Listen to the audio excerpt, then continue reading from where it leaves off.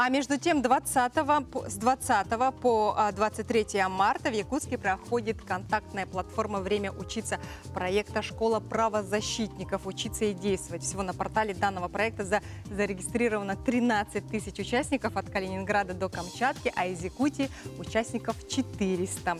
Более подробно об этом проекте нам сегодня расскажет Алексей Тыртышный, тренер-эксперт правопросветительского проекта «Школа правозащитников. Учиться и действовать», научный руководитель юридического института Российского нового университета, а также Ирина Ловцова, начальник развития гуманитарных технологий и сохранения культурного наследия Всероссийского центра развития художественного творчества и гуманитарных технологий. Доброе утро. Доброе утро. Алексей Александрович, первый вопрос к вам. Скажите, пожалуйста, насколько высок или наоборот, может быть, низок уровень знаний, уровень правопросвещения школьников Якутии? По нашим ощущениям, во время проведения проекта можно сделать вывод о том, что уровень достаточно высок.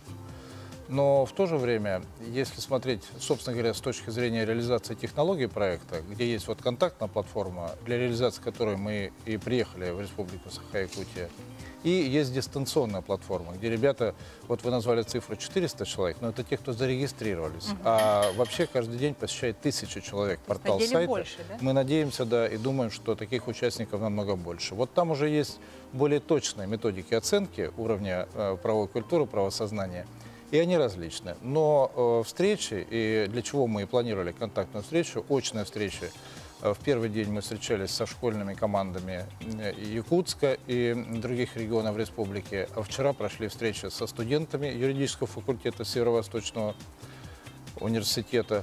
И сегодня еще будут встречи с представителями колледжей. И мы можем сказать, что уровень достаточно высок, и у ребят, по крайней мере, у нашей целевой аудитории преобладают позитивные правосознательные установки, что нас очень радует. Но, конечно, есть еще над чем работать, ровно для этого наш проект и реализуется. А для чего нужно знать свои права и как это может пригодиться ребятам в жизни? Ну, это достаточно очевиден ответ, да? Мы живем в демократическом правовом государстве, и, конечно, в таком государстве нужны не только вот такая патерналистская забота государства обо всех нас, как это бывает в любом, в общем-то, государстве, но и предоставляется достаточно большое поле для свободы и инициативы, которую человек может проявить. Это может быть частно-правовая сфера, это покупка товаров, услуг. И многие ребята, вот нашей целевой аудитории, они уже нам приводили примеры, как они защищали свои права, требовали, например, заменить товар ненадлежащего качества или там, предоставить какую-то услугу, или участвуют, сами говорят о том, что они участвуют в помощи другим ребятам, которые нуждаются в такого рода помощи. Это во взаимоотношениях и с педагогами, и со старшими товарищами, в сфере охраны здоровья особенно ярко это проявляется. То есть это на самом деле позиции, которые и формируют гражданственность у человека. И вот ровно поэтому проект поддержан Фондом президентских грантов, уполномоченным по правам человека и федеральным, и в Республике Саха-Якутия. И мы надеемся, что вот эти показатели, о которых мы говорим, и другие, о них нет возможности обо всех рассказать, но они улучшатся после проведения проекта. По крайней мере, мы меряем правосознательные установки в начале реализации проекта и по окончанию. И мы видим по прошлому году заметный рост у участников. Надеемся, также будет, да, кстати говоря, республиканская команда участвует второй год, и ровно поэтому в Дальневосточном федеральном округе ваша площадка является одной из ведущих. Ирина Владимировна, скажите, вот вы приехали сюда для повышения квалификации педагогов дополнительного образования. А как вы думаете, насколько и будет ли вообще актуально дополнительное образование через 5, 10, 20 лет? Дополнительное образование обязательно будет актуально, потому что дополнительное образование дает возможность реализовать себя детям.